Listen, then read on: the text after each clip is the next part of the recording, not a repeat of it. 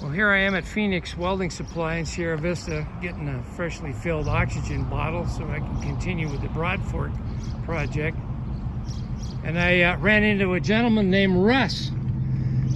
And Russ has done a 4BT conversion. What year's your Ford? 1986 F-150. 86 F-150 Ford. He converted it to a 4BT Cummins. That came out of a 1986 Grumman.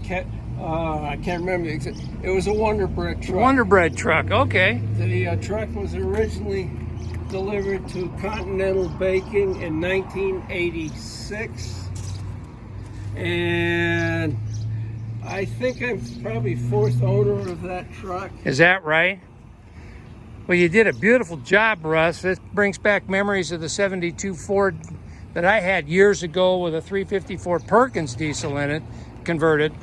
And you might want to give them a close-up of this is kind of how I work. Yeah, that's how I work too. You guys, you and I are kindred spirits. Yeah. In fact, that's the name of my channel, Matt the Scrap Whisperer, because I'm always taking scrap and making stuff out of it. And you found the telephone box At an auction just 10, 12 miles north of here. The auction doesn't exist anymore. Yeah. This is 1952 Bell telephone system. I'll be doggone. Is that a fiberglass top? Or is that? The metal top was galvanized on plywood. It was rotted out. Yeah. I replaced it with plywood and fabric and pool coat. Okay. It's been up there probably 10 years. Yeah. Well, the roof coat, that'll be fine, you know. Yeah. It's made to be out here in the Arizona sun. So, well, you did a beautiful job with this truck. Tour of all the box. This is the original spare tire. Wow. Look at that. Okay. That is the front tire size. Being a hot rodder, I'm into big and littles. Gear ratio for running down the highway. Yeah. So those are 15-inch rims. These are Dodge 16-inch rims. Okay. I like the spun aluminum caps on it. Yeah. And if you notice, I modified them because I know I'm too lazy to check the tire pressure all the time. Good plan. Oh, hey, I like this. Still plays with trucks. That's perfect. Now, this is a reproduction I found on the internet. Yeah. Drag Links was a hot rod club here in Sierra Vista. Before it was Sierra Vista Township of Fry in southern Arizona. There was lots and lots of bad feelings between the Army and the locals. Yeah. So this CDF-TA, Yeah. officially, I've been told by an old timer, Fry Timing Association. Actual FV Army. Oh. I have run this at Roadkill Night in Tucson. Okay. Do you ever take it down to the duct tape drags at the Speedway? Yeah.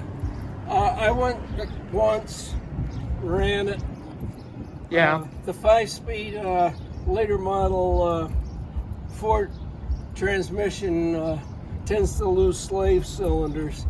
So the whole transmission comes out to replace that. I've been through a couple. Is it a T5?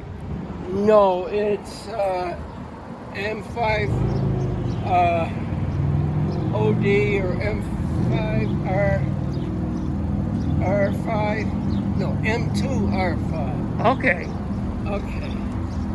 Now I'm blocking your license plate here so I don't. Okay. Oh, This yeah. originally had all the shelves. When I was a kid in Massachusetts, this is what would come, this type of bed would come to when they service your home phone. Man, I tell you, there's a lot of storage for a compact box. Yeah, Man, all sliding shelves. This is well built. yeah. I worked in a naval shipyard up north for decades, and we built a lot of stuff similar to this. Structures, fixtures for the ships, and Also, you can climb up. oh yeah, I got There's steps. A pole that plugs into here so you don't fall off. Wow. They Now, thought of everything. This truck, or my son, but I've been in this truck for all of these states. Wow. We got as far as Burlington, Vermont. That was probably 10-ish years ago. Wow. Got to see some relatives I'll never see again. There you go. And Well, just curious, with that little 4BT in there and a 5-speed, what kind of fuel mileage are you getting? in the 20s. 20s, yeah. I spent a lot of time testing things I basically was a military contract. I'm not all that excited in my 80s. I'm now 80 and keeping gas mileage and stuff.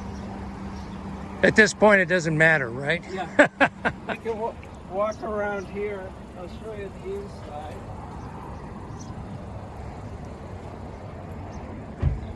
This is an awesome truck.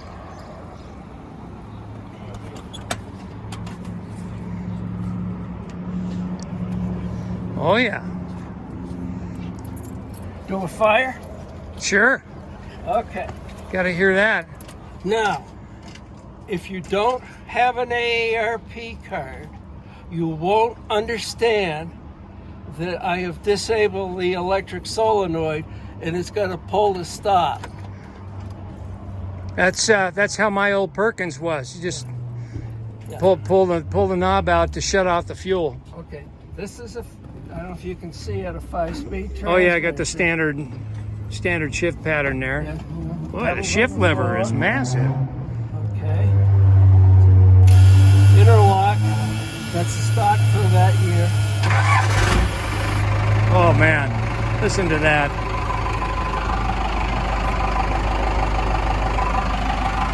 What a sweet running Cummins. 86.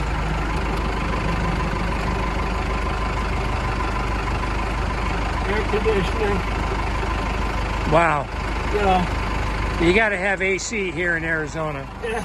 I mean, Congestive heart failure. Yes, sir, man. Yeah, we're standing Yes, out. sir. We're standing out here, and it's 95 degrees outside. It's not even 10 a.m. yet. Well, Russ, I am impressed. That's a really fine truck that you built. Thank you. It's just, you know, finding guys that do this kind of stuff these days is getting kind of rare. Yeah. And but you know, hey, you go out and you spend $50,000 for a used truck, and it won't be as dependable as this. Well, this, as you could take a look at the paint job, was $1,000 on Craigslist, maybe 13 years ago. Yeah. And one of the reasons it was so cheap is the primer job was messed up. I had to correct myself there, politically correct. Well, you know. And I think only about 3 of the 6 cylinders were working. It barely ran enough to get up on the trailer. Well, did you go through the engine or just No. just replace injectors? When I got the Wonder Bread truck, I ran it as a I think it was a 12-foot van. Yeah. For a year, and then I discovered that I failed an IQ test. If tires don't have date codes on them, they're really, really, really old. Hey, back when I was a kid, when the cords started to show on the tires, when you started carrying a spare. So. Well, I had a spare, and it peeled the tread. It didn't blow, so I had a buddy of mine change out the governor spring, because these are governed, don't quote me on this, but they're governed at 2,000 something. That sounds about right. And they do that, you know, running a box van. They didn't, yeah, you know, so yeah. they wouldn't, you 50, know. That bread truck, which I found and bought in Prescott, coming down the hills, I had 56 miles an hour, flat out, downhill, because I'm on the Governor. Yeah. So I got the Governor modified. I went to the overdrive transmission.